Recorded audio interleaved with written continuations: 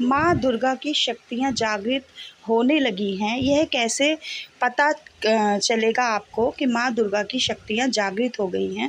अगर शक्तियाँ जागृत हो रही हैं तो वह कभी न कभी आपकी मदद करती हैं और आपको अपना होने का एहसास भी कराती हैं। जय जय महाकाली। तो कैसे हैं आप? मैं आशा करती हूँ आप सभी अच्छे होंगे, स्वस्थ होंगे।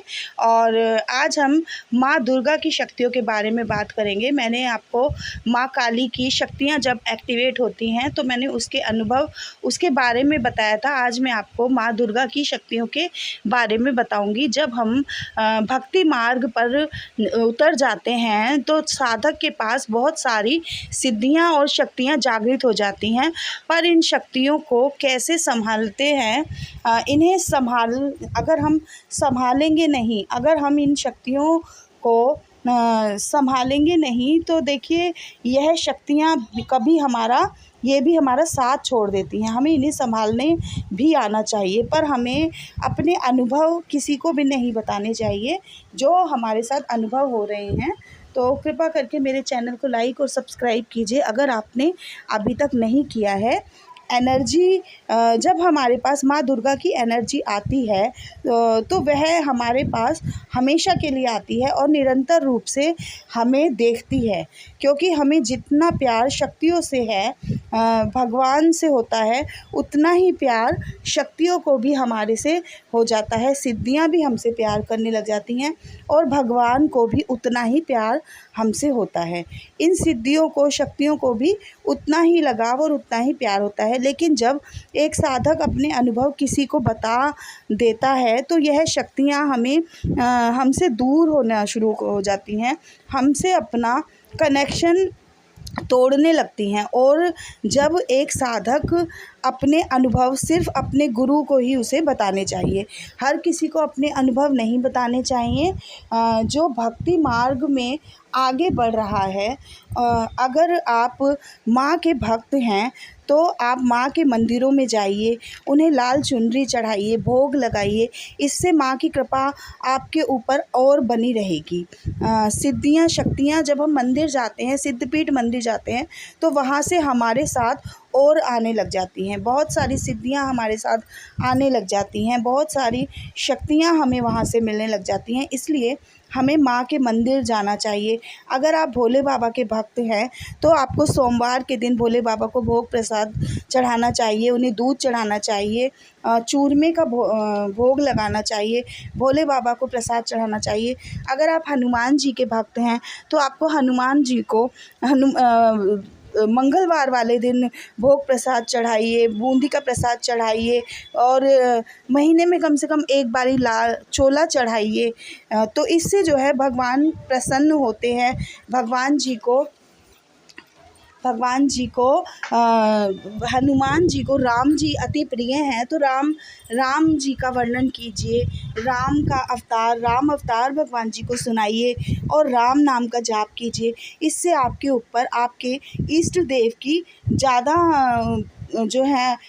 वह प्रसन्न हो जाते हैं, उनकी कृपा होने लग जाती है। और आपके जब इष्ट देव आपसे खुश होते हैं तो आपके ऊपर उनकी कृपा होने लग जाती है और आपको उनके अनुभव भी होने लग जाते हैं। आपको उनकी पूजा करनी चाहिए, मंत्र का जाप करना चाहिए। उनकी एनर्जी को आप तभी महसूस कर सकते हैं जब आप ज़्यादा से ज़्यादा उनके मंत्रों का जाप करें।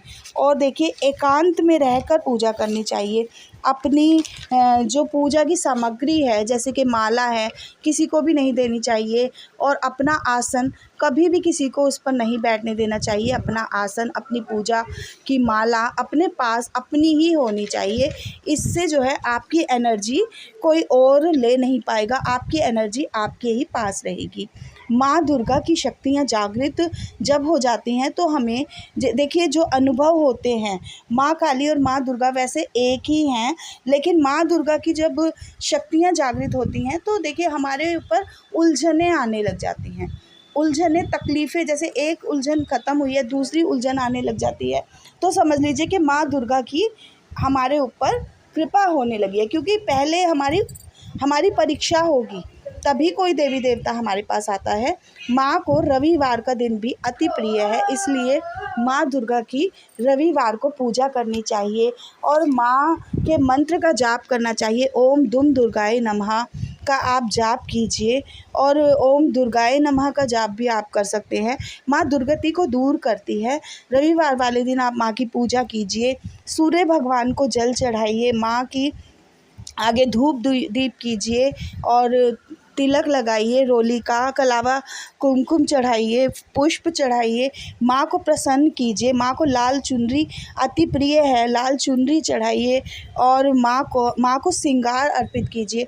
चूड़ियाँ माँ को गिफ्ट कीजिए। माँ को लाल रंग की चूड़ियाँ अति प्रिय है, इन चूड़ियों को माँ को आप दीजिए। तो इससे आपको जो है माँ के अनुभव होने शुरू हो जाएंगे।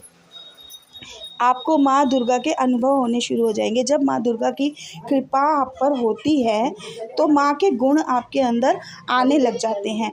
यह गुण जो होते हैं, आपको माँ का नाम सुनकर काफ़ी ज़्यादा प्यार उमड़ने लग जाता है, आपकी आंखों से आंसू आने लग जाते हैं, तो आप समझिए कि आपके ऊपर माँ की कृपा होने लगी है।